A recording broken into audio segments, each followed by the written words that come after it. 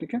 So today's topic is JS DOM, जिसका full form क्या है, डॉक्यूमेंट ऑब्जेक्ट मॉडल। ठीक। सो एज पर जावास्क्रिप्ट हमारा जो पूरा वेब पेज है वो है क्या? Document object model. नहीं, वो तो हाँ ठीक है, it's a document object model. But अगर हम ब्राउजर के मतलब जावास्क्रिप्ट के अकॉर्डिंग देखें, वो हमारे पूरे एचटीएमएल पेज को नोड मानता है। तो बट नोड का मतलब यहाँ नोड जेएस नहीं है। तो उसके अकॉर्डिंग हमारा पूरा web document is a node और कलेक्शन ऑफ नोड, जिसमें रूट नोड बोला जाता है एचटीएमएल को। ठीक है। तो एक्चुअल में हमें अपने एचटीएमएल के कंटेंट के साथ इंटरेक्ट करना है। जो हमने एचटीएमएल में लिखा है ये पूरा का पूरा हमें अपनी जेएस को इसके साथ कनेक्ट करना है, ताकि हम कंटेनर को, कंटेनर के हेडर को, H1 को, हेड को, टाइटल को, कैटसेट को, इन सब चीजों को रीड कर सकें। तो हमें अपने पेज के अंदर के डेटा को रीड या राइट करना होता है ना। यहाँ पे दो चीजें होती हैं। जब हमारी वेबसाइट सर्वर से आती है तो जो राइट क्लिक करके व्यू पेज सोर्स देखते हो, इसे क्या कहते हैं? तो कोई भी वेबसाइट, जैसे आपकी ये ट्यूटोरियल की साइट है, मैंने राइट क्लिक करके व्यू पेज सोर्स देखा, इस कंटेंट इसे हम क्या कहते हैं? This is the server source code. Source code server इसको से हम लोग, आता है। हाँ, जो सर्वर से डेटा आ रहा है, this is called source code. अगर हम सोर्स कोड देखें तो सोर्स कोड के अकॉर्डिंग ये जो मेन्यू था, ये जो क्लिक करने पे आया, इसका डिफॉल्ट डिस्प्ले क्या था? तो ये जो मेन्यू था, जब पेज लोड हुआ तो इसका डिफॉल्ट डिस्प्ले क्या था?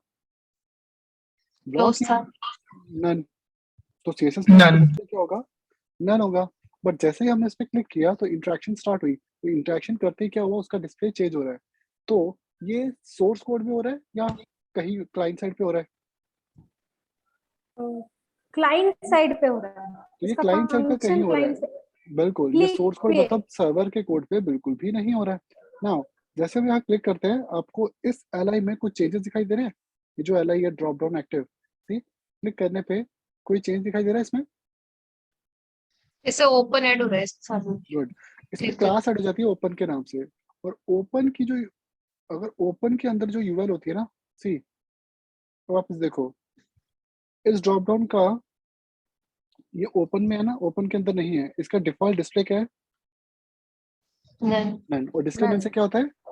एलिमेंट्स हाइड हो जाते हैं। लेकिन जैसे हम इस पर क्लिक करते हैं, Hide. डिस्प्ले नन ओवरराइट हो जाता है, क्योंकि ये जो क्लास है ये इसको क्या कर रही है, डिस्प्ले ब्लॉक कर रही है। लेकिन ये Block. इंटरेक्शन के बेसिस पे हो रहा है। तो ये जो डिस्प्ले ब्लॉक हुआ है, ये सोर्स कोड में हुआ है या डॉम पे हो रहा है? ये हमारे क्लाइंट डॉम में हो साइड रहा है। ब्राउजर में कहीं हो रहा है, तो इसको हम डॉम में कहते हैं कि ये चीजें डॉम में हो रहे हैं, मतलब क्लाइंट साइड कहीं ना कहीं हो रहे हैं। क्योंकि सोर्स कोड के अकॉर्डिंग ये सारे मेन्यूज तो डिस्प्ले नन है ना, हिडन है। ठीक है। तो डॉम आपका क्या होता है? ये जो आप इंस्पेक्ट एलिमेंट देखते हो ना, दिस वन जो क्रोम में इंस्पेक्ट एलिमेंट है, एक्चुअल में इसे ही हम लोग डॉम कहते हैं। ठीक है। इसे हम लोग क्या कहते हैं? डॉम कहते हैं, क्योंकि चेंजेस इसी में तो हो रहे हैं।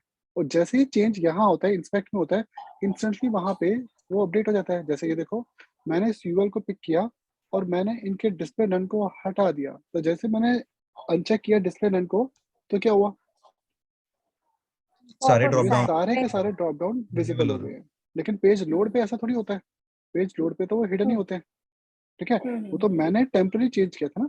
तो सी, अब एक्चुअल में हम यहाँ करेंगे तो मेन्यू ओपन क्लोज होगा, लेकिन यूजर को तो नहीं पता कि मेन्यू ऐसे ओपन नहीं करना। तो यूजर यहाँ पे क्लिक करेगा और वो क्लिक पे ये ओपन क्लोज हो जाएंगे।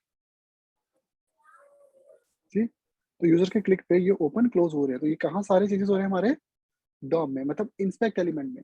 तो जो इंस्पेक्ट एलिमेंट है, इसी में वो चेंजेस हो रहे हैं, तभी हमारा पूरा पेज ऐसे वर्क कर रहा है। जैसे मैंने यहाँ लिखा डॉक्यूमेंट, तो ये हमारा पूरा web document dot text content, नहीं, डॉक्यूमेंट के बॉडी, तो ये हमारे पेज की बॉडी को एक्सेस कर सकता है। अब बॉडी का टेक्स्ट कंटेंट मतलब उसका टेक्स्ट या उसका इनर एचटीएमएल, उसके अंदर का एचटीएमएल था, मैंने कहा उसका inner HTML equal to blank, मतलब एम्प्टी स्ट्रिंग कर दो। सी, हमारी पूरी बॉडी क्या हो गई? हमारी पूरी बॉडी क्या हो गई? एम्प्टी हो गई, क्योंकि बॉडी के अंदर का कंटेंट हट गया है। लेकिन क्या ये सोर्स कोड पे हुआ है या डॉम पे? डॉम में हुआ है। ये सारे चेंजेस डॉम में हुए हैं। सोर्स कोड मतलब सर्वर पे कुछ नहीं हुआ, क्योंकि रिफ्रेश करने पे आपको वही कोड दोबारा दिखाई देगा। ठीक है। सो एक बहुत इंटरेस्टिंग सा स्टोरी बताता हूँ। मतलब हम लोग आईआईटीज में थे, तो वी वर, मैं तो नॉन कंप्यूटर सीएस का था, तो एक्सेप्ट सी का बेसिक्स छोड़ के, मुझे सी और मैटलैब छोड़ के मुझे कंप्यूटिंग मतलब वेबसाइट इन सब से रिलेटेड कुछ भी नहीं पता था। बट मेरा रूममेट राइट नाउ ही is in Facebook as a data scientist, तो वो थोड़े बहुत वो कंप्यूटर में काफी एक्सपर्टाइज है, काफी एक्सट्रीम लेवल पे एक्सपर्टीज था वो बेसिकली, प्रोग्रामिंग में भी और कंप्यूटर स्टफ में भी, हर चीज में। तो वर्चुअल मशीन डाउनलोड करना, रन करना, सब चीजें उसको बहुत अच्छे से परफेक्टली आता था। तो उसके एक ट्रिक हमने उसके सीखी कि किसी की फेसबुक, जैसे फ्रेंड की फेसबुक आईडी ओपन है, उसको ओपन कर लो एंड इंस्पेक्ट में, जैसे ये H1 दिखाई दे रहा है ना, तो यहाँ पे टेक्स्ट दिखाई दे रहा है इसके अंदर, वेब डिजाइनिंग ट्यूटोरियल, ठीक है। तो यहाँ पे जाके आप क्या करो, कुछ और एंटर कर दो, जैसे योर प्रोफाइल इज हैक्ड, ठीक है। उसका टैब की प्रेस कर दो, ये डेटा यहाँ पे अपडेट हो जाएगा and close the inspect part. But ये चेंज है क्या, जब सोर्स कोड और डॉम DOM. मीन्स आप It's इंस्पेक्ट in में DOM. फेसबुक पे किसी की भी प्रोफाइल ओपन करके ऐसा कर सकते हो, ठीक है। और इसका स्क्रीनशॉट ले लो तो माइट भी वो पर्सन सोचेगा कि उसके साथ ऐसा हुआ है, रिफ्रेश करने पे तो वापस बिल्कुल। बट हाँ ये उसको सर, थोड़ी पता। वो पेज क्लोज करने के बाद वो चला जाएगा ना। बट आपने तो स्क्रीनशॉट दिखा देने कि नहीं मैंने I have seen your profile, उस पे ऐसा लिखा आ रहा था, और उसको थोड़ी पता, क्योंकि देखो ऊपर यूआरएल भी वैलिड है, तो एक नॉन टेक्निकल हम्म पर्सन कैसे समझेगा और बोलेगा बाद में क्या पता रिकवर हो गया। ओके, हम्म सो ठीक है, these are some tricks. That's why आप अगर फेसबुक में कभी भी ये चीज नोट करो, फेसबुक आपको इंस्पेक्ट ओपन करने पे, कंसोल ओपन करने पे एक वार्निंग देता है।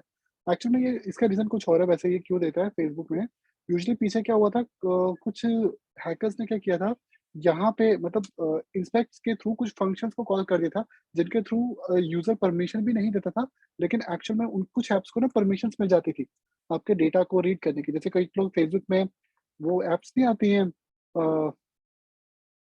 Means how you will look up in your 80s, इस टाइप की फालतू की जो एप्स होती है, ठीक है। फिर लोगों को बुढ़ापे वाली शक्ल्स वगैरह आ जाती है इस टाइप की, तो ऐसी बहुत सी एपी होती है, ठीक है।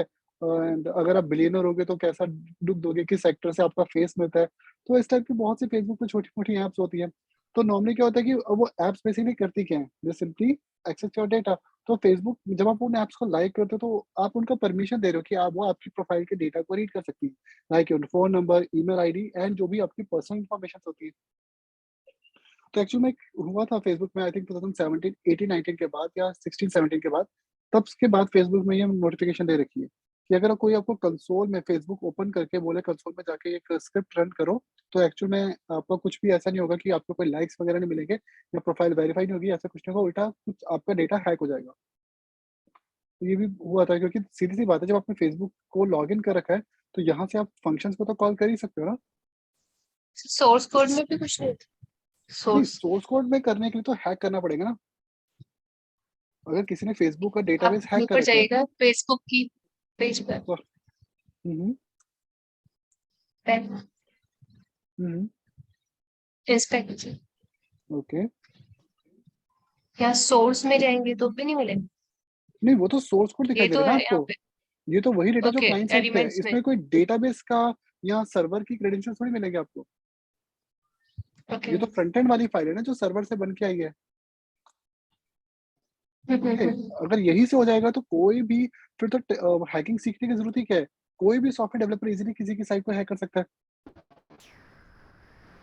सर वो कंट्रोल यू करके सो जाता है ना पूरा, but that is only control you source से तो कोड ना, पूरा। सोर्स कोड है। हाँ, अच्छा उसमें यस करेक्शन नहीं अंशु, होगी वो, दैट यू मतलब वो कैन नहीं। डू। नॉर्मली ये तो हम जावास्क्रिप्ट से भी करते हैं ना, जैसे शो पासवर्ड को वो करने के लिए कि इनपुट टाइप पासवर्ड के आगे एक चेकबॉक्स बना देते हैं, ताकि जितनी देर यूजर को चेक करके रखे उतनी देर, क्योंकि वो करता क्या है, जैसे ये एक इनपुट है, इसका टाइप क्या है, इस टाइप पासवर्ड।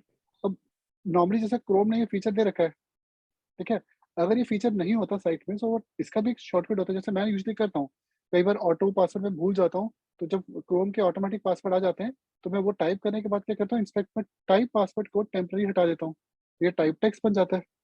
तो हाँ, डेवलपर्स होने का कुछ एक एडवांटेज होता है कि हमें कुछ चीजें इजीली पता रहती है।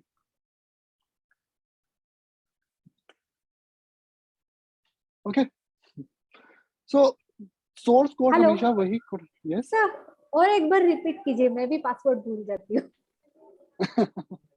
अगर आपने क्रोम में ऑटोमेटिक अपने पासवर्ड सेव कर रखे हैं, नॉर्मली मेरे पुराने पासवर्ड क्रोम में सेव है, क्योंकि जो अब आगे के मेरे जो डेटा है वो मैं क्रोम पे सेव करता ही नहीं हूँ। मैं नॉर्मली अब उसके लिए सफारी ज़्यादा प्रेफर करता हूँ, बट क्लासेस के लिए मैं क्रोम ज़्यादा यूज़ करूँगा। तो होता क्या है, जैसे सपोज मैंने लिंक्डइन ओपन किया, ठीक है?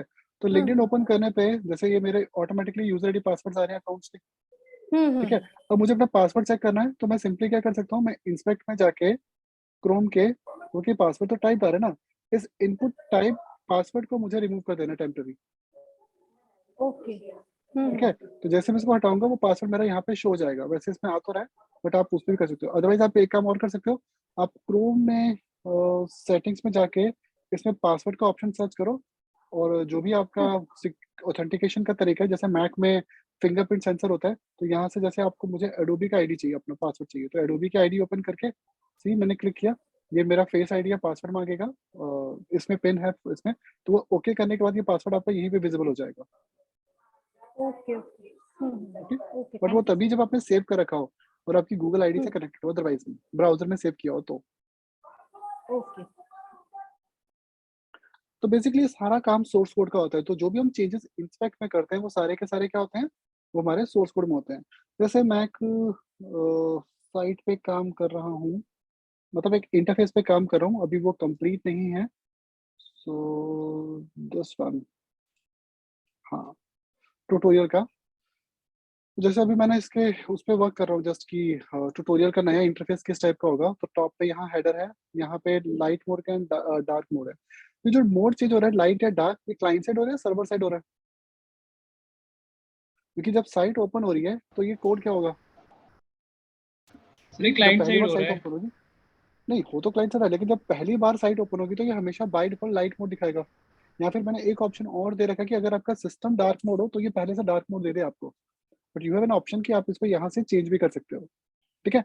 लेकिन इसमें जेएस के थ्रू मैं ऐसा भी कोड करूंगा कि अगर आपने एक बार इसको डार्क मोड में सेव कर दिया परमानेंट, तो नेक्स्ट टाइम आपका मोड ओपन ही परमानेंटली हमेशा क्या आएगा, डार्क में ही आएगा, वो कभी भी लाइट नहीं आएगा दोबारा। जैसे अभी वो जेएस का फंक्शनलिटी इसमें रन नहीं कर रही, लेकिन नहीं है इसके साथ, तो वो बेसिकली सब क्लाइंट साइड पे हम लोग स्टोर करा लेते हैं। तो ये चेंजेस हो क्या रहे हैं, सी अगर आप इसको इंस्पेक्ट में देखो डॉम में, तो आपको एक माइनर सा चेंज दिखाई दे रहा है क्लिक करने पे। बॉडी में एक क्लास ऐड हो रही है, किस नाम सर से, उसकी क्लास चेंज हो क्लास जा रही है। चेंज हो रहा है। डार्क। हाँ, तो बॉडी में डार्क राइट। क्लास है, अब वो नहीं है। जब बॉडी की क्लास डार्क होगी तो बैकग्राउंड और फॉन्ट कलर चेंज हो जाएंगे। बट सिर्फ इतना ही चेंज नहीं करना पड़ता, हमें अंदर के इंटरफेस जैसे इनपुट बटन उन सबको भी, टेबल्स वगैरह को भी चेंज करना पड़ेगा, मतलब उन सबके कलर पेरेंट्स से इनहेरिट करने पड़ते हैं। मतलब इतना ये 2 लाइन का कोड नहीं है, काफी डिटेल कोड होता है डार्क मोड पे अगर आपने वर्क किया हो तो। बट हाँ, आजकल ट्यूटोरियल्स वगैरह के लिए ज्यादा बेटर है, क्योंकि वाइट विंडो ना पूरी दिन डेवलपर्स नॉर्मली रेकमेंड नहीं करते हैं। सर मैंने ये ना एंगुलर जेएस से किया था एक बार पहले, जो मजा उसमें का जावास्क्रिप्ट ऑप्शन से देखे करने थे। का है ना, वो फ्रेमवर्क से करने का कभी नहीं आता। ये मैं एक बार ना ऐसे बता रहा हूँ, मतलब मैंने एक बार ट्राई किया था ऐसा करके। क्योंकि देखो फ्रेमवर्क तो कर ही देंगे, क्योंकि उसमें लॉजिक्स नहीं होते। ये वनीला जावास्क्रिप्ट है ना, मतलब ये रियल वे है। वो तो एक ऑटोमेटिक वे हो गया ना कि ऑटोमेशन के थ्रू वो हो गया, क्योंकि फ्रेमवर्क में काफी चीजें बनी बनाई होती हैं। हाँ। तो दिस इज द डॉम। अब डॉम को यूज करने के लिए जेएस में हमारे पास क्या होता है, डॉक्यूमेंट नाम का एक ऑब्जेक्ट होता है। तो यूजिंग दिस डॉक्यूमेंट ऑब्जेक्ट हम लोग डॉक्यूमेंट में राइट करते हैं, रीड करते हैं, अपडेट करते हैं। जैसे इसकी सबसे पहली मेथड है डॉक्यूमेंट डॉट राइट, ये पेज पे राइट करेगा। मैंने लिखा है स्ट्रिंग हेलो जेएस, सी ये कहाँ राइट कर रहा है इसको, पेज में। लेकिन पेज की किस लोकेशन में, फॉर दैट अगेन आपको इंस्पेक्ट करना पड़ेगा। तो ये बॉडी में राइट कर रहा है, ये कोड दिखाई दे रहा है आपको जहाँ मैंने कर्सर रखा हुआ है। Yes sir. यस तो सर। ये कहाँ राइट कर रहा है, see this is the text node. And I think कुछ स्टूडेंट्स को ना जो ये बॉटम जहाँ मेरा अभी कर्सर है शायद दिखाई ना दे, क्योंकि होता है क्योंकि मैक की ना हाइट ज्यादा होती है, 900 पिक्सल्स होती है। तो जितने भी मुझे एक बार बता देना आपको ये दिखाई दे रहा है कि नहीं, जहाँ नीचे मेरा कर्सर है, जहाँ ये हायरार्की बनी हुई है ना, HTML then body then text, ये सभी को दिखाई दे रहा है? या फिर मैं इसको यस थोड़ा सर, छोटा करूँ? दिख रहा है सर। यस सर ठीक है। देख रहा है सर। ओके, ठीक है। सो ये जो हायरार्की है, तो बेसिकली ये हमें राइट क्या कर रहा है, बॉडी में। एक्चुअली में डॉक्यूमेंट डॉट राइट हमेशा स्क्रिप्ट, जिस स्क्रिप्ट टैग में है उसके पेरेंट में राइट करता है, ठीक है? अगर मैं डॉक्यूमेंट डॉट राइट को यूज करूँ मेन की स्क्रिप्ट में, अब ये मेन में राइट करेगा। तो आप इंस्पेक्ट में देख सकते हो ये राइट कहाँ हो रहा है, मेन टैग में। तो ये स्क्रिप्ट थी और ये जस्ट इसके नीचे राइट हो रहा है। तो डॉक्यूमेंट डॉट राइट ऑलवेज कहाँ राइट करेगा, जो स्क्रिप्ट टैग है उसके पेरेंट की पेरेंट नोड में। एलिमेंट। ठीक है, तो इसका सबसे बड़ा ड्रॉबैक तो ये है ना कि अगर मुझे H1 में, P में कहीं पे भी राइट करना हो, मुझे बार बार स्क्रिप्ट एलिमेंट यूज करने पड़ेंगे, जो कि रिकमेंडेड बिल्कुल भी नहीं होता। एंड दूसरा, चलो ये तो हो गया एक चीज। दूसरा, कंसोल हमेशा इसकी एक वार्निंग देता है, बट वार्निंग आपको देखने के लिए साइड बार ओपन करना पड़ेगा। See violation, avoid using document dot write as per Chrome developers. तो रन टाइम पे हमें डॉक्यूमेंट डॉट राइट को प्रेफर भी नहीं करना चाहिए। जैसे इसके कई ड्रॉबैक्स हैं। एक तो बार बार लाइन्स में जाके लिखना पड़ता था। दूसरी चीज, ये तभी चलेगा जब एक बार जब पेज लोड हो रहा हो, मतलब हमने डॉक्यूमेंट के लोड होने से पहले ही राइट कर दिया था ना, इसलिए ये प्रिंट हो गया। अगर मैं चाहता हूँ कि लोड होने के 1 सेकंड के बाद चले, तो इसको कौन से फंक्शन में लिखें, मतलब पेज लोड होने के, तो set time call out, back. और टाइम आउट टाइम में आउट फंक्शन। एक एरो फंक्शन दे दो। एरो कॉल बैक का काम करेगा और डिले देने के लिए 1000 का टाइम। नाउ ये टास्क कब होगा, पेज डॉक्यूमेंट के रेडी होने के 1 सेकंड के बाद। तो ये डॉक्यूमेंट रेडी हो एक गया सेकंड। 1 सेकंड के कंप्लीट होने पे। अब आप डॉम में देखो क्या हुआ, आपका टाइटल, हेड, सब कुछ रिमूव हो गया। टाइटल, H1 सब। तो ये राइट नहीं कर रहा, ये एक्चुअल में ओवर राइट करेगा। मतलब लोड होते वक्त राइट करेगा तो ठीक है, लोड होने के बाद ये सीधा ओवर राइट करता है। इसलिए डॉक्यूमेंट डॉट राइट को रन टाइम पे हमेशा प्रेफर नहीं किया था। और ऑल्दो ये क्रोम डेवलपर की वार्निंग भी है, तो इस चीज का प्रेफर नहीं करना चाहिए।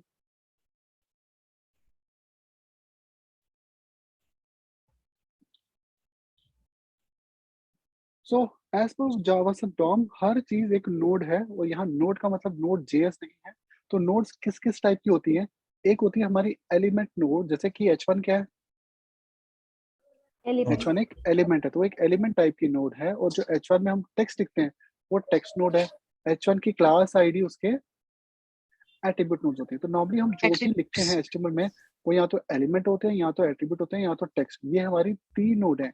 इसके अलावा कुछ और नोड होती हैं लेकिन कम यूज होने वाली, जैसे कि डॉक टाइप। डॉक टाइप भी एक नोड है, ठीक है। एंड कमेंट्स, कमेंट्स भी हमारे क्या होते हैं, नोड्स होते हैं, ठीक है। तो ये जो जितने भी आपको इंस्पेक्ट में डेटा दिखाई दे रहा है, वो सभी के सभी हमारे अलग अलग नोड्स होती हैं। तो डॉक टाइप नोड है, ये सभी हमारी नोड्स हैं अलग अलग। इसमें रूट नोड कौन सी है, HTML। HTML। HTML, क्योंकि सारा डेटा तो HTML में है।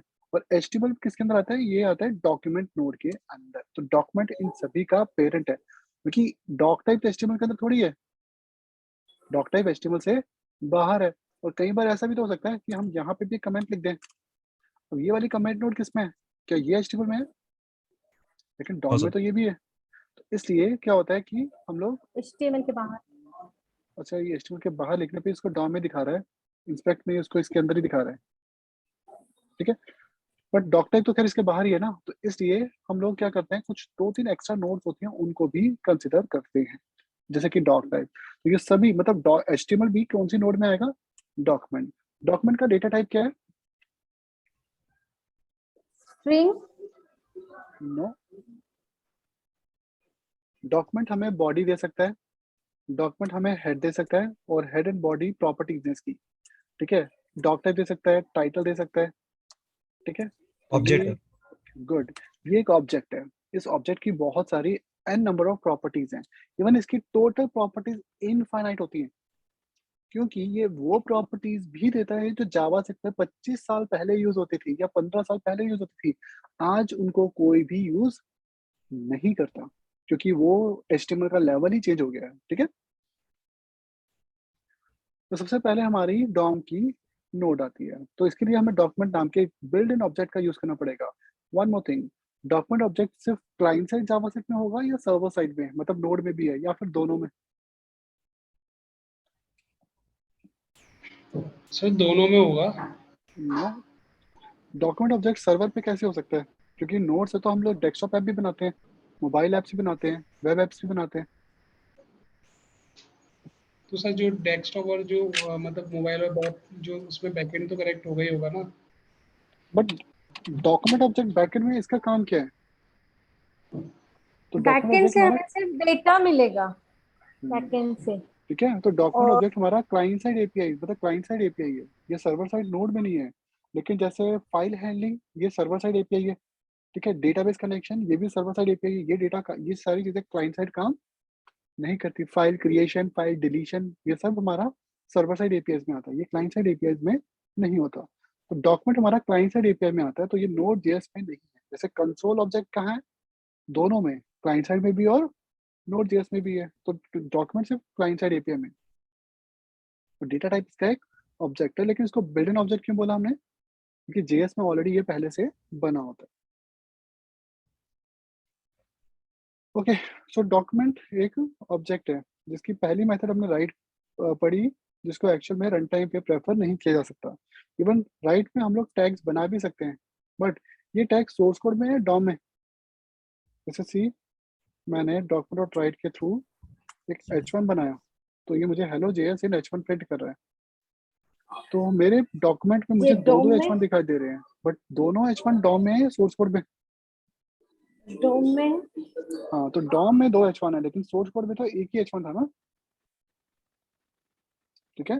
तो अगर हम व्यू पे सोर्स देखें, उसमें एक ही h1 था, दूसरा h1 तो जावास्क्रिप्ट ने रन टाइम पे क्रिएट किया हुआ है। ठीक है। ऑल्दो इसको हम भी अवॉइड करते हैं, क्योंकि डॉक्यूमेंट डॉट राइट यूज नहीं करना चाहिए। सो डॉक्यूमेंट ऑब्जेक्ट की क्या क्या प्रॉपर्टीज हैं। सबसे पहली है इसकी डॉक्यूमेंट डॉट बॉडी। एक पेज पे बॉडी एलिमेंट कितने होते हैं, एज पर W3C रूल। एक HTML पेज में, एक वेब डॉक्यूमेंट में कितने बॉडी टैग्स होते हैं, एक ही बार ये होगा। एक होता है। तो जितने भी एलिमेंट सिंगल होते हैं, यूनिक होते हैं, उनको हम डायरेक्टली एक ही बार लिख देते हैं। जैसे डॉक्यूमेंट डॉट बॉडी, ये में पूरी बॉडी की एक्सेस दे रहा है, तो सी डॉक्यूमेंट बॉडी का यूज करके आप पूरे बॉडी टैग को पिक कर सकते हो। जैसे आपने बॉडी को स्टाइल देना हो, तो style dot background colour equal to colour code दे दो। सी, ये चेंज भी कर दिया इसने। तो डॉक्यूमेंट डॉट बॉडी से हम किसको पिक कर रहे हैं, बॉडी को। बॉडी की क्लास आईडी पिक करनी हो तो डॉट आईडी लिखोगे तो बॉडी की आईडी आ जाएगी, लेकिन बॉडी की आईडी तो थी नहीं। बॉडी को एक आईडी दी मैंने, ट्रिपल ए। तो जैसे अब document dot body dot ID लिखा, सी मुझे उसकी वैल्यू एज अ स्ट्रिंग मिल रही है। ओके। तो डॉक्यूमेंट डॉट बॉडी क्या है, नोड या नोड लिस्ट। नोड लिस्ट मतलब कलेक्शन। लिस्ट, नो, ये नोड है। नोड मतलब single object. Document dot head, ये भी नोड है। डॉक्यूमेंट डॉट इमेजेस, ये क्या है, ये नोड लिस्ट है। तो नोड नोड लिस्ट। का मतलब एक सिंगल नोड, तो नोड लिस्ट का मतलब कलेक्शन ऑफ नोड्स। तो पिक्चर्स पेज पे ज्यादा होती हैं, तो ये एक नोड लिस्ट है ना। इसके आगे ये इसको डिस्प्ले कर रहा है अरे की फॉर्म में, ब्रैकेट की फॉर्म में। तो ब्रैकेट कौन सा डेटा टाइप होता है हमारा, सो ब्लॉक ऑब्जेक्ट अरे जैसे डॉक्यूमेंट डॉट बॉडी, ये हमारी एक नोड है, और नोड का डेटा टाइप क्या होता है, ऑब्जेक्ट होता है ये। ठीक है। ऑब्जेक्ट तो एक नोड ऑब्जेक्ट है। लेकिन डॉक्यूमेंट डॉट इमेजेस, और दो इमेजेस आजकल ऑब्सोलेट नहीं प्रेफर करते, ये नोड नहीं, नोड लिस्ट है। तो नोड लिस्ट मतलब कलेक्शन ऑफ ऑब्जेक्ट नोड्स, और ये ऑब्जेक्ट नहीं होगा, ये कलेक्शन होगा। अरे कलेक्शन कौन सा डेटा टाइप होता है, अरे। Arrays. अरे लेकिन इसको अरे नहीं कहना, इसको अरे लाइक कहना है। इसको अरे नहीं कहेंगे, इसको अरे लाइक कहेंगे। क्यों, क्योंकि जेएस के अकॉर्डिंग अरे वही है जो अरे डॉट इज अरे ट्रू हो। जैसे कि ये ब्रैकेट, ये क्या है, अरे। नल फॉल्स अरे नहीं है। वैसे ही डॉक्यूमेंट डॉट इमेजेस अरे की जैसी हैं, लेकिन अरे डॉट इज अरे इसको फॉल्स बोलता है। तो ये अरे की जैसी है, मतलब इसकी प्रॉपर्टीज तो अरे की तरह है, ये दिखती भी अरे की तरह है, बिहेव भी उसकी तरह करती है, लेंथ भी है, और इंडेक्सिंग भी अरे की तरह है। लेकिन ये अरे नहीं है, अरे के जैसी है। क्योंकि जावास्क्रिप्ट अरे उनको ही मानता है जो या तो न्यू इंस्टेंस मतलब कंस्ट्रक्टर से बनते हो, या फिर शॉर्टकट में ब्रैकेट में लिखे हो। तो जेएस के अकॉर्डिंग वही अरे होते हैं, ये अरे के जैसा है। ठीक है क्या, तो इसको नोड लिस्ट भी बोलेंगे हम लोग। तो डॉक्यूमेंट बॉडी क्या है, नोड। डॉक्यूमेंट टाइटल, तो हमारे पेज में टाइटल टैग कितने होते हैं, जो हेड में टाइटल आता है वो कितने होते हैं, एक एक एक होता वन है, ठीक है। सो ये यूनिक है। तो डॉक्यूमेंट डॉट टाइटल हमें स्ट्रिंग दे रहा है, और वो स्ट्रिंग क्या है, हमारे पेज का टाइटल। जैसे टाइटल जेएस था, मैं चेंज करता हूँ, जेएस डॉम लिख देता हूँ। अब डॉक्यूमेंट डॉट टाइटल स्ट्रिंग आएगा, और वो स्ट्रिंग वैल्यू क्या है, जेएस डॉम। तो ये टाइटल गेट हो रहा है या सेट हो रहा है? गेट हो रहा है। तो गेट हो रहा है। हम इसको वेरिएबल में दे सकते हैं, लेट टाइटल से, तो ये वेरिएबल में सेव हो गया। लेकिन अगर हम डॉक्यूमेंट और टाइटल को लेफ्ट हैंड साइड रखें और राइट हैंड साइड कुछ दूसरा स्ट्रिंग दे दें, देन जैसे डॉक्यूमेंट और सेट हो टाइटल इज इक्वल टू, मैंने कहा डेट ऑब्जेक्ट, तो सी आपको टॉप पे दिखाई दे रहा है डेट ऑब्जेक्ट। ना ये वैल्यू सभी को सेम दिखाई देगी, अलग अलग? सी जितनी बार रिफ्रेश कर रहा हूँ उतनी बार अलग अलग हो रही है। क्यों? हर बार सेकंड तो चेंज होंगे ना, तो ये डायनेमिक आउटपुट दे देगा आपको। या फिर आप इसमें कोई क्वेरी लिख दो, 2+3, तो सी डॉक्यूमेंट में 5 लिखा रहा है। तो ये टाइटल को ऐड कर रहा है, सेट कर रहा है? सेट। कि सेट करना। ठीक है ना। जब जीमेल ओपन करते हो उसके टाइटल में आपने कभी भी देखा होगा, जैसे न्यू मेल आती है आपको ऐसे दिखाई देता है,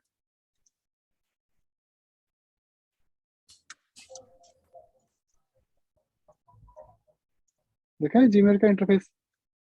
हाँ ये Yes. सर। तो वो पेरेंथेसिस 2 कहाँ से आता है, सर्वर साइड से, क्लाइंट साइड से? सर्वर साइड से। साइड से। नहीं नहीं नहीं, मेल तो सर्वर से आएंगे, ऑब्वियस है, लेकिन उसको टाइटल में अपडेट कौन करेगा? क्योंकि आपका front पेज end ऑलरेडी एक provider बार ओपन हो चुका है ना, तो ये डॉम के थ्रू होता है। सपोज कई बार ऐसा होता है कि आप क्या करते हो साइट पे, जैसे लेट्स से एक timer function set interval, interval का काम क्या है, इस फंक्शन को पर्टिकुलर इंटरवल के थोड़ा सा बाद ना, कॉल कर। हाँ मैंने कहा 1000, तो 1 सेकंड के बाद ये फंक्शन चलता रहेगा, ठीक है। Okay, title is document dot title, तो ये हमारे डॉक्यूमेंट की जो भी टाइटल होगा उसको गेट कर लेगा, ठीक है। फिर मैंने इफ दिया कि टाइटल की वैल्यू इक्वल टू क्या है, न्यू रिसीव्ड, तो इफ, बट हमने इफ अभी पढ़ा नहीं ना, नहीं पढ़ लिया ना, हाँ इफ एस पढ़ यस लिया सर, हमने। पढ़िए। ओके ओके, इफ टाइटल हो न्यू मैसेज रिसीव, तो डॉक्यूमेंट डॉट टाइटल क्या कर देना, जो भी आपका एक्चुअल टाइटल था, मतलब ये वाला टाइटल जो पेज में पहले से था ना वो वाला, तो ये बट ये टाइटल, अच्छा नहीं टाइटल ना दो हो गए हैं शायद, ये फंक्शन के अंदर का ये ओरिजिनल था, ओरिजिनल को वेरिएबल टी दे देते हैं, तो डॉक्यूमेंट का टाइटल टी हो जाए, टी मतलब जो पेज लोड का टाइटल आया था वो हो जाए। और अगर ऐसा नहीं है तो डॉक्यूमेंट का टाइटल क्या हो जाए, equal to new message received, ये हो जाए, ठीक है। और उसका टाइम हमने कितना दिया है, 1 सेकेंड। सी क्या हो रहा है, आई थिंक ये वर्क ही नहीं कर रहा। सेट इंटरवल टाइटल कंसोल में लॉग दिस, हाँ हर 1 सेकंड में सर फंक्शन आपने चल रहा है सेट करने वाले फंक्शन को कुछ तो गड़बड़ किया किया हुआ, मैंने। कमेंट किया। अगर टाइटल, सर अच्छा sorry, 35 line. No no comparison, double equal to नहीं दिया ना, न्यू मैसेज रिसीव नहीं है, ओके। तो ऐसा मैसेज आता है आपको, तो टाइटल में नोटिफिकेशन आती है ना इस टाइप से, सो दैट अगर आप कोई दूसरे यस टैब पे हो सर। तो आपको मैसेज मिल जाए कि दैट आपको एक नया मैसेज मिल रहा है, तो ये टाइटल आपका टाइम टू टाइम चेंज हो रहा है, सो दैट आप इंस्टेंटली फेसबुक को ओपन कर लो। तो वो भी उनकी एक यूजर को एंगेज करने की टेक्निक होती है, ताकि आप दूसरे टैब पे हो तो भी आपका फोकस लूज हो जाए वहां से। किसी ने पिंग किया आपको? हाँ, जितने भी मैसेंजर सर्विसेज होते हैं इंक्लूडिंग व्हाट्सएप और वेब और लिंक्डइन हो गया आपका, ये मतलब जितने भी मैसेंजर सर्विसेज होंगी ना, नॉर्मली उनमें आता है।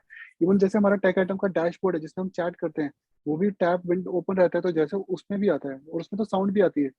आई थिंक फेसबुक में भी साउंड आती है, बट मैं यूज नहीं करता, मतलब मेरा चैट वही रहता है, मैंने चैट्स डिसेबल कर रखी है। आई थिंक शायद साउंड आती थी फेसबुक में, जहाँ तक मुझे याद है, अगर मैसेंजर यूज कर रहे हो आप वेब में, तो एक माइनर से साउंड भी प्ले करता है। साउंड भी आती है लिंक्डइन और पे भी आइकन आता पे है। लिखा आता है। हाँ, और एक्चुअली मैंने सारी डिसेबल कर रखी है ना, तो मुझे वो आइडिया नहीं है। जहाँ तक मुझे लास्ट याद है, 6-7 साल पहले कभी होता तो था कि मतलब साउंड तो आती थी, तो उसमें साउंड के साथ भी हो सकता है, वो तो फिर एक वीडियो को ऑडियो को प्ले कर देते हैं। इमेजेस क्या है? नोड लिस्ट मतलब कलेक्शन, जो कि अरे की जैसी होती है। अब ये नोड लिस्ट है, मतलब कि मल्टीपल, कहाँ गया इमेजेस ये, तो इसमें से पहली इमेज कैसे आएगी? डॉक्यूमेंट डॉट इमेजेस की, क्योंकि ये कलेक्शन है ना, अरे लाइक है, तो जीरो इंडेक्स, जीरो मतलब कौन सी इमेज? फर्स्ट इमेज, तो ये नोड होगा, नोड लिस्ट होगी। तो डॉक्यूमेंट डॉट इमेजेस क्या है? It's a node list. No, इस अरे नोड लिस्ट लाइक का जीरो इंडेक्स क्या होगा? अगेन ये नोड होगा, और नोड का डेटा टाइप मतलब ऑब्जेक्ट। ऑब्जेक्ट। ऑब्जेक्ट। तो ये ऐसे वर्क करेगा। These are some popular shortcut methods, although ये सारी आउटडेटेड है आज के मॉडर्न टाइम में, बट आजकल फिर भी हम इसका एक्सेस कर लेते हैं, क्योंकि ये कभी डिलीट नहीं होगी। तो बॉडी को एक्सेस करने का जो एक्चुअल तरीका है अब, वो है डॉक्यूमेंट डॉट क्वेरी सेलेक्टर। लेकिन ये सिंटेक्स लेंथी है, तो मैं आज भी शॉर्टकट में डॉक्यूमेंट डॉट बॉडी को यूज कर लेता हूँ, क्योंकि मुझे पता है जेएस इसे कभी भी रिमूव नहीं करेगा, क्योंकि बहुत सी वेबसाइट्स पे वैलिडेशन आज भी इसी से चलती है। ठीक है, बट एक दो एलिमेंट ये हैं जिनको हम शॉर्टकट से एक्सेस कर सकते हैं, नॉट ऑल, क्योंकि मैक्सिमम के लिए डॉम लेवल 2 यूज होता है। तो ये डॉम लेवल 1 में आया था, जब जेएस का डॉम लेवल 1 था। Document dot body, document dot head, care set, images, links, anchor, forms, और document dot contact and contact name. तो अगर एक फॉर्म में नेम दिया गया है कॉन्टैक्ट, तो डॉक्यूमेंट डॉट कॉन्टैक्ट उस फॉर्म को हिट करेगा। और document dot contact dot user name, ये आज भी हम फॉर्म वैलिडेशन में यूज करते हैं। तो सर डॉक्यूमेंट कैसेट के डॉट, साथ हम लगते हैं। सपोज आपको कैसेट गेट करना हो कि आपके डॉक्यूमेंट का कैसेट कौन सा है, तो ये उसको एग्जिस्टिंग दे देगा। जैसे अगर मेरे डॉक्यूमेंट का कैसेट मैंने चेंज कर दिया,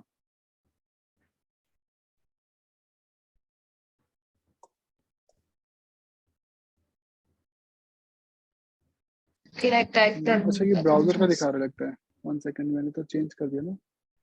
हाँ, ये ब्राउजर का डिफॉल्ट कैसेट दिखा रहा है। तो ब्राउजर का डिफॉल्ट कैसेट हमारा क्या है?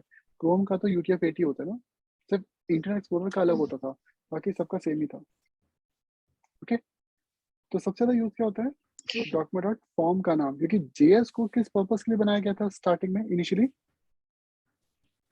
Form validation, form form validation. Validation. Form validation के लिए। तो फॉर्म्स को गेट करने के लिए एक पेज पे कई फॉर्म होते हैं, तो हर फॉर्म को अलग अलग नेम दे दो। जैसे इस फॉर्म का नेम कॉन्टैक्ट है, इस फॉर्म का नेम भी कॉन्टैक्ट है।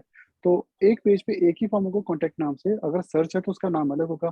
तो डॉक्यूमेंट कॉन्टैक्ट कॉन्टैक्ट नाम के फॉर्म को उसका डॉट कंट्रोल नेम, जो भी नेम वैल्यू दी है वो भी देनी पड़ती है। तो फॉर्म में नेम्स क्यों देते हैं हम लोग? नेम एट्रीब्यूट क्यों देते हैं? स्पेसिफाई करने के लिए। बट इसका पर्पस क्या है? रन टाइम का इसका एडवांटेज कहाँ पे है? क्योंकि इनपुट को टाइप को छोड़ के कुछ भी मत दो तो सब चलता है इनपुट में। और टाइप भी, टाइप टेक्स्ट कंपलसरी नहीं है, टाइप पासवर्ड वगैरह देने पड़ते हैं तो भी चल जाता है, लेकिन फिर भी इनपुट फॉर्म में हमेशा नेम दिए जाते हैं, क्योंकि नेम सर के वो थ्रू ही डेटा तो डेटा, माइन करते हैं जिसके थ्रू हाँ वैलिडेट सर्वर पे, होता है। बिल्कुल। तो डेटा सर्वर पे सेंड करने के लिए हमें नेम चाहिए होता है, तो इसलिए इन्होंने नेम को ही प्रेफर किया था। डॉक्यूमेंट डॉट कॉन्टैक्ट मतलब फॉर्म नेम डॉट कंट्रोल, उसके फॉर्म का नेम। सपोज यही फॉर्म है, तो ये मैंने यहाँ लिख दिया।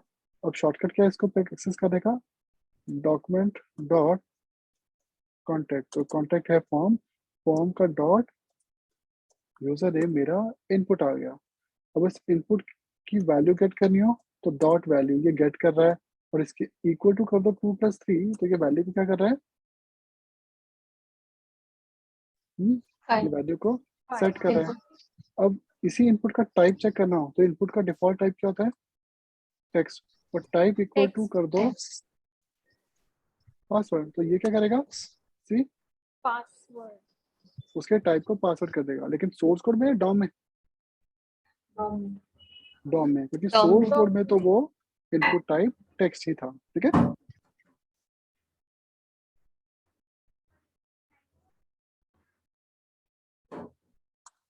तो इसी टाइप से हम बाकी के कंट्रोल्स को भी इजीली पिक कर सकते हैं। तो ये था डॉम लेवल 0 के सेलेक्टर्स। इसमें इनकी नोड टाइप्स होती हैं, विच इज अ नंबर, जैसे एलिमेंट नोड मतलब 1 नंबर, एट्रीब्यूट नोड मतलब class, ID, name, 2 number, text node मतलब जैसे जावास्क्रिप्ट क्या है जो मैंने सिलेक्शन कर रखी है, ये कौन सी नोड होती है, ये टेक्स्ट नोड है, किसकी, H1 की। तो H1 एक एलिमेंट नोड है, जावास्क्रिप्ट उसकी टेक्स्ट नोड है।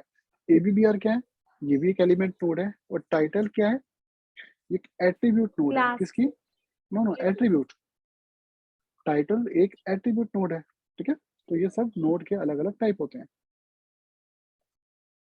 नाउ कुछ पुराने एलिमेंट्स पढ़ते हैं, फिर आएंगे लेटेस्ट पे। सबसे पहले जो पुराना और आज भी बहुत सी वेबसाइट इसको या बहुत से डेवलपर्स इसको यूज करते हैं, that was gate element by ID. ये एलिमेंट को गेट करेगा किसके बेसिस पे, आईडी आईडी के की बेसिस बेसिस पे। लेकिन इसका सबसे बड़ा ड्रॉबैक क्या है, अगर आपके एलिमेंट को आईडी ही नहीं है तो फिर ये काम नहीं कर सकता, क्योंकि ये सिर्फ उनको पिक कर सकता है जिनके पास क्या हो, आईडी आईडी। और आईडी एक पेज पे कितनी बार होती है, एक ही बार, यूनिक होता है एक ही आईडी। बार, सो इट्स यूनिक। तो अगर मैंने गलती से आईडी रिपीट कर दी तो इसको फर्क नहीं पड़ता, ये पहले को पिक कर लेगा। जैसे इसकी आईडी P2 है, ये इसको गेट कर सकता है, जिसके लिए हमें क्या लिखना है, document dot gate element by ID, और आईडी का नाम P2। और P2 से क्या गेट करो, उसका टेक्स्ट, तो टेक्स्ट कंटेंट, ये तो उसका टेक्स्ट कंटेंट क्या था, पैरा 2, ठीक है। तो ये मुझे क्या देगा, पैरा 2 का टेक्स्ट कंटेंट। तो ये एक ऑब्जेक्ट है, नोड है, नोड लिस्ट है, क्योंकि आईडी सिंगल होती है, यूनिक होती है। तो ये क्या होगा, नोड होगा। गुड, ये एक नोड होगी। बट अगर आईडी मैंने कहा P1 पिक करो और P1 आईडी है ही नहीं, अब देखना ये क्या आएगा,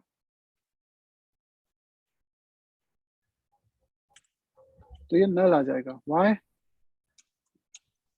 आईडी नहीं है, क्योंकि हमने एक ID वेरिएबल नहीं है। डिफाइन किया। सी, हमने एक वेरिएबल डिफाइन किया P2, जिसमें हमने वैल्यू पास की।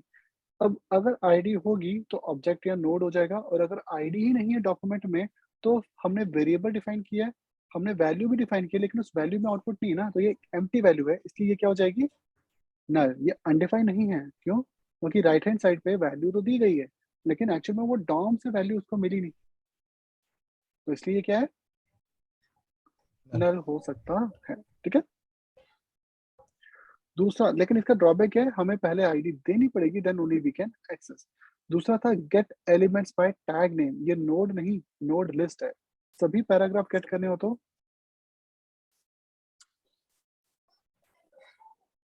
Gate elements by tag name. सबसे ज्यादा हमारे पास P है, तो P क्या होगा, एरे लाइक, नोड लिस्ट, हाँ, नोड अरे like list, node list. List.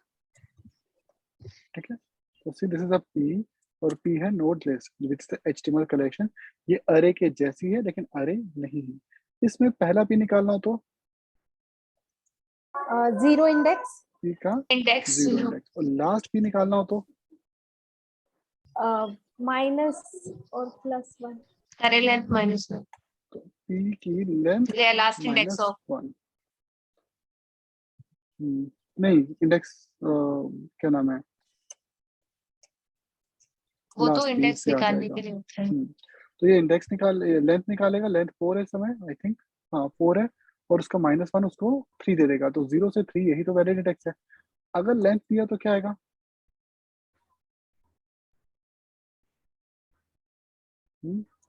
अगर मैंने इसको लेंथ -1 नहीं दिया, ओनली लेंथ दिया, तब क्या होगा, ये भी नन होना चाहिए। नो, ये अनडिफाइन हो जाएगा, जितना लेंथ होगा उतना आएगा। Okay, undefined. क्योंकि अरे का वो एलिमेंट स्पेसिफाइड ही नहीं है ना, तो जेएस में ये अनडिफाइंड आ जाता है। मैंने बताया था ना कि जावास्क्रिप्ट में अरे यूज करते वक्त हमें एक्सेप्शन हैंडलिंग की जरूरत नहीं पड़ती, जो एलिमेंट डिफाइन नहीं होते जेएस उसको अनडिफाइंड ही दे देता है, तो इसलिए ये अनडिफाइंड आ जाएगा, ठीक है। अब एलिमेंट तो सारे होते हैं, तो इसलिए ये सभी पे वर्क करेगा। एक और होता है gate element by class name, ये भी क्लासेस की वैल्यू को पिक करता था, तो ये नोड होगा, नोड लिस्ट होगा, क्योंकि ये भी गेट एलिमेंट्स है, नोड लिस्ट, नोड लिस्ट। ये भी नोड लिस्ट, क्योंकि क्लास की वैल्यू भी रिपीट होती है। ठीक है, सिंगल भी Okay. होगी तो कैसे गेट करेंगे? अगर सिंगल क्लास की वैल्यू है तो gate element by class name के ब्रैकेट के बाद क्या आएगा? पेरेंथेसिस में 0। सिर्फ आईडी में नहीं आएगा क्योंकि आईडी हमेशा नोड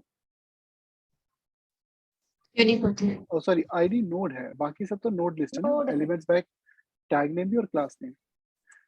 तो ये थे हमारे जावास्क्रिप्ट के स्टार्टिंग के इनिशियल लेवल के सेलेक्टर्स। अब जो बाद का लेटेस्ट मॉडर्न सेलेक्टर ES5 में आया था, दैट इज क्वेरी सिलेक्टर। ठीक है, क्योंकि गेट एलिमेंट बाय आईडी का सबसे बड़ा ड्रॉबैक क्या है, मेजर ड्रॉबैक? वो सिर्फ किसको एक्सेस कर सकता है? Note ID. वो एलिमेंट को पिक करेगा, जिसको लेकिन ID सिर्फ है। तब अगर उसमें आईडी है, और अगर नहीं है तो आपको उसको पहले आईडी देनी पड़ेगी, विच इज नॉट फेयर। क्योंकि नॉर्मली अब CSS के साथ ज्यादातर क्या यूज होती है? आईडी और classes. Classes. Classes classes use होती है ना, क्योंकि क्लास बना ही CSS के लिए था। लेकिन स्टार्टिंग में इनिशियल लेवल पे gate elements bye class name होता भी नहीं था। तो दूसरा तरीका क्या था? Get elements by tag name, क्योंकि टैग तो सारे ही होते हैं। और बाद में ये ऑप्शन आया gate element by class name. तो क्लास आईडी को नहीं पिक कर सकता, आईडी क्लास को पिक नहीं कर सकता, और एलिमेंट इन दोनों को पिक नहीं कर सकता। So now in modern web हमारे पास एक ही सेलेक्टर है। एक्चुअल में इन्होंने ये सेलेक्टर कॉपी किया है jQuery से, क्योंकि jQuery में एक ही सेलेक्टर होता था, दैट इज डॉलर। तो $p jQuery का मतलब जितने भी पैराग्राफ हैं सभी, डॉलर डॉट पैरा का मतलब जिनकी भी क्लासेस पैरा है, और डॉलर हैश पैरा का मतलब क्या था? जिनकी आईडी पैरा है jQuery में। आईडी पे। उन्होंने उसी सेलेक्टर को जावास्क्रिप्ट में यूज किया यूजिंग क्वेरी सिलेक्टर। तो डॉक्यूमेंट डॉट क्वेरी सिलेक्टर में p लिखेंगे तो पैराग्राफ आ जाएगा, लेकिन मल्टीपल नहीं, क्योंकि बहुत सारे पैराग्राफ हैं। ये उस नोड से पहले को पिक करेगा, क्योंकि क्वेरी सिलेक्टर हमेशा क्या देता है? नोड, मतलब सिंगल नोड लिस्ट कभी नहीं देता। तो p लिखेंगे तो डॉक्यूमेंट का पहला पैराग्राफ आ जाएगा ये। ठीक है, लेकिन अगर ये आईडी से पिक करना हो, जैसे पैराग्राफ 2 की आईडी थी ना, तो उसको हैश से देते हो, उसकी आईडी नेम क्या थी? P2। तो हैश प्रीफिक्स किसका इसमें? हैश आईडी के लिए यूज है। ID के ओके, तो नाउ मैं क्या करता हूँ,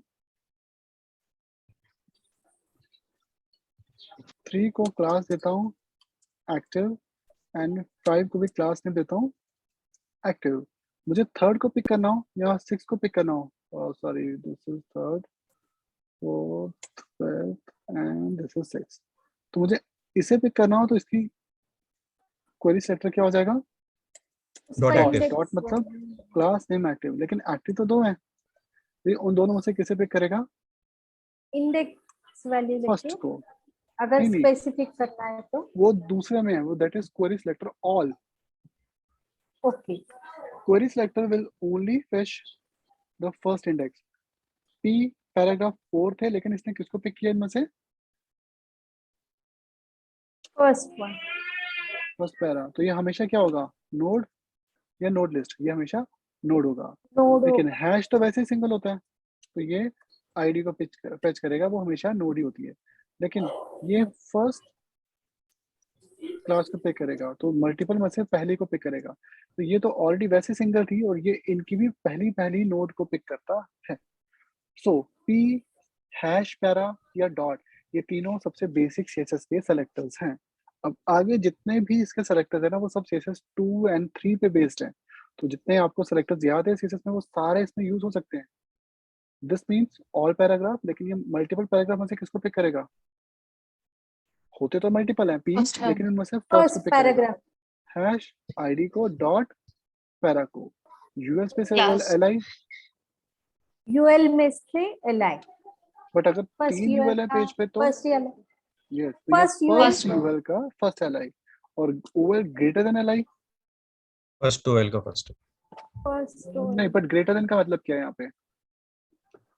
CSS में ग्रेटर देन सेलेक्टर किस लिए था? child Descendant. Nesting. First child sorry, child.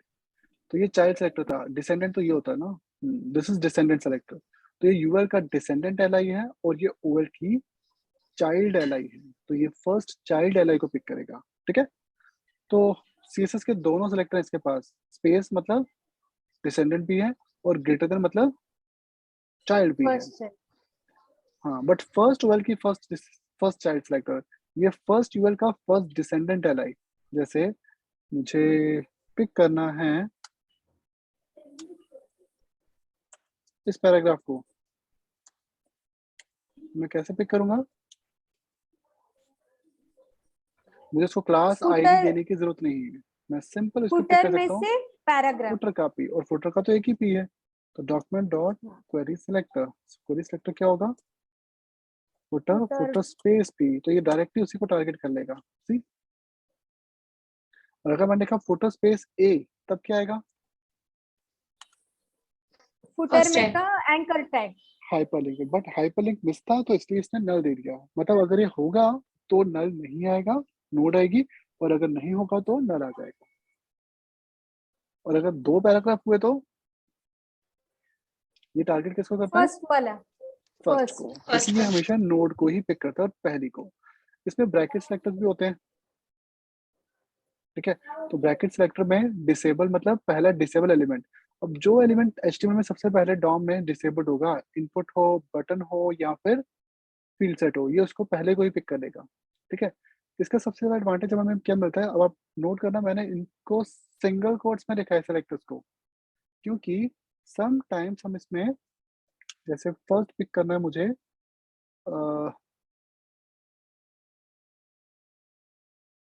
जिसका आईडी क्लास नेम टाइटल, तो मैंने कहा document dot query selector single quote,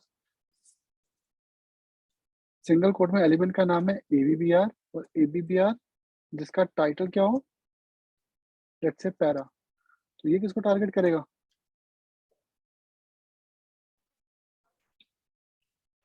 first document के पैरा। पहले ABBR टैग को, no no no no no, document के पहले ABBR टैग को जिसका टाइटल की वैल्यू क्या हो, पैरा। Para. पैरा, तो उस एब्रीवेशन टैग को जिसकी टाइटल एट्रीब्यूट की वैल्यू पैरा है। नाउ अगर आप यहाँ ध्यान से देखो तो यहाँ पे हमने एट्रीब्यूट की वैल्यू भी देनी थी ना, तो वो हमेशा डबल कोट होती है, एट्रीब्यूट की वैल्यू डबल कोट, इसलिए इन सेलेक्टर्स को मैं रेकमेंड हमेशा किस में करता हूँ? सिंगल कोट के अंदर। Single तो quotes. सिंगल कोट में आप डबल कोट्स को यूज कर सकते हो, ये जेएस अलाउ कर देता है, ठीक है। और अगर मल्टीपल, अच्छा इसमें CSS3 के भी सेलेक्टर्स है, जैसे कि लास्ट चाइल्ड और nth चाइल्ड, तो हम किसी भी पोजीशन nth चाइल्ड के थ्रू किसी भी एलिमेंट को चाइल्ड पोजीशन से पिक कर सकते हैं। दूसरा इसका होता है query selector all. Query selector all किस लिए सर है? अगर यहाँ पे 2 पैरा होते हैं और हमें सेकंड पैरा पिक करना है या फिर 3 nth होते हैं चाइल्ड टू सेकंड पिक करना है तो हम किस nth चाइल्ड टू, जैसे लेट P2, आपने कहा document dot query selector P का nth चाइल्ड, तो आपको पहले ये देखना होगा कि वो पैराग्राफ अपने पेरेंट नोड का कौन सा चाइल्ड है। जैसे P3 चाहिए मुझे, तो ये थर्ड पैराग्राफ है ना जो एक्टिव है, इसे पिक करना है। ये पैराग्राफ में पेरेंट का कौन सा चाइल्ड है? पेरेंट कौन है इसका? पी का, तो ये पी है ना, इसका पेरेंट मेन है। ये मेन का कौन सा चाइल्ड है? फर्स्ट, सेकंड या थर्ड? थर्ड। थर्ड, ठीक है। अब ये पैराग्राफ अपने पेरेंट नोड यानी कि मेन का कौन सा चाइल्ड है? फर्स्ट, सेकंड, थर्ड या फोर्थ?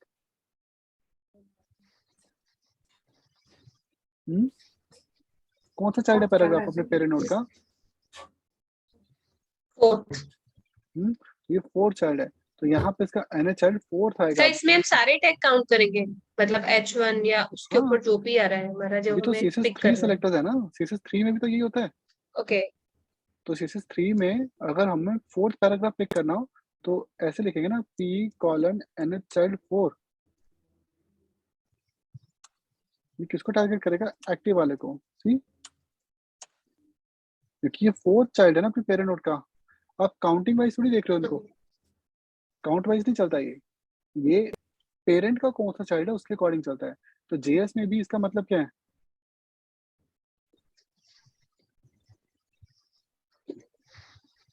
सॉरी मैंने ऑलरेडी दे रखा है ऊपर, एन चाइल्ड 4, तो ये P3 उसे ही टारगेट करेगा, सी, जिसमें एक्टिव लिखा हुआ है, ठीक है। तो ये तो CSS 3 के रूल्स पे चल, मतलब CSS के सेलेक्टर्स पे चलता है, ओके। और मल्टीपल पिक करने हो तो उसके लिए क्या है हमारे पास, क्वेरी सेलेक्टर ऑल। जैसे कि ये P फर्स्ट P था, P1 था, सभी P चाहिए हो तो P is equal to not query selector, ये document dot query selector all हो जाएगा। ऑल।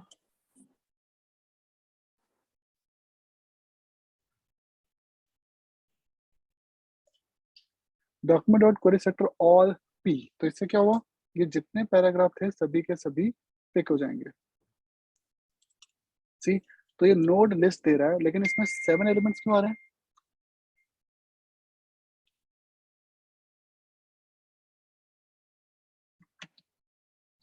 तो सी इसमें क्या हो रहा है, नोड लिस्ट में 7 एलिमेंट्स आ रहे हैं, बट 7 कैसे हैं? अच्छा सॉरी, हमने टोटल 7 दे रखे ना, 6 प्लस एक पैराग्राफ और भी तो है फुटर में, है ना, फुटर में भी तो P है, तो ये टोटल दिख रहा है, तो टोटल कितने हैं?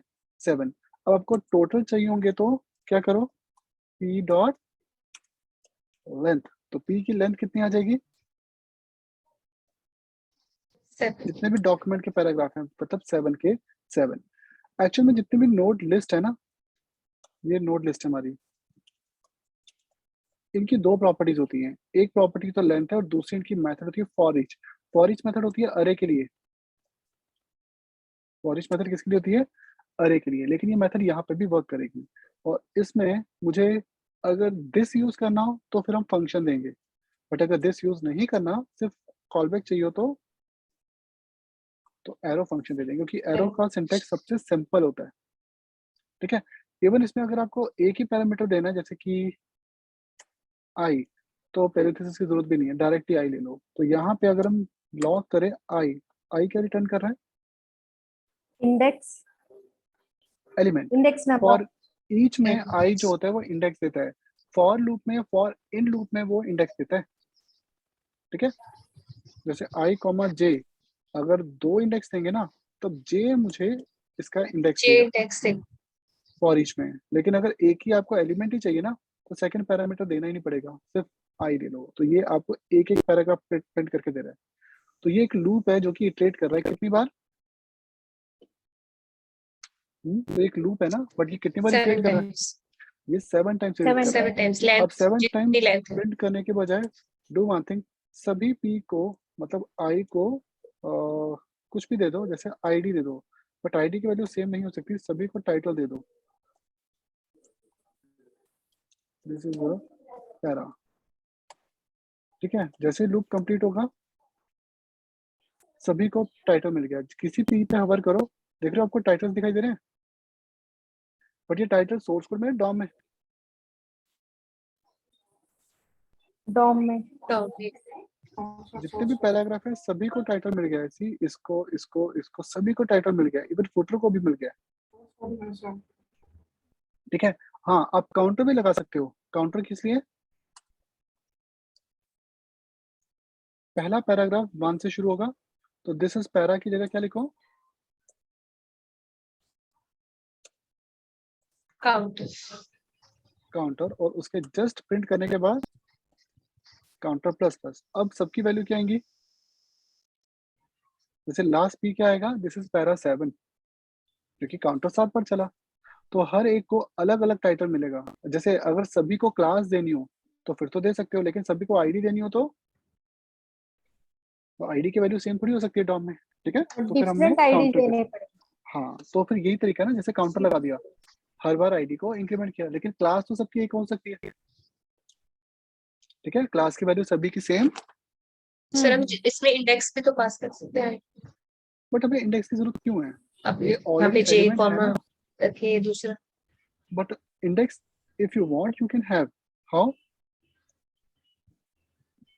ऐसे, बट नॉर्मली मुझे नहीं इंडेक्स हम चाहिए एक ही नहीं। काउंटर अलग से लें, उसको हम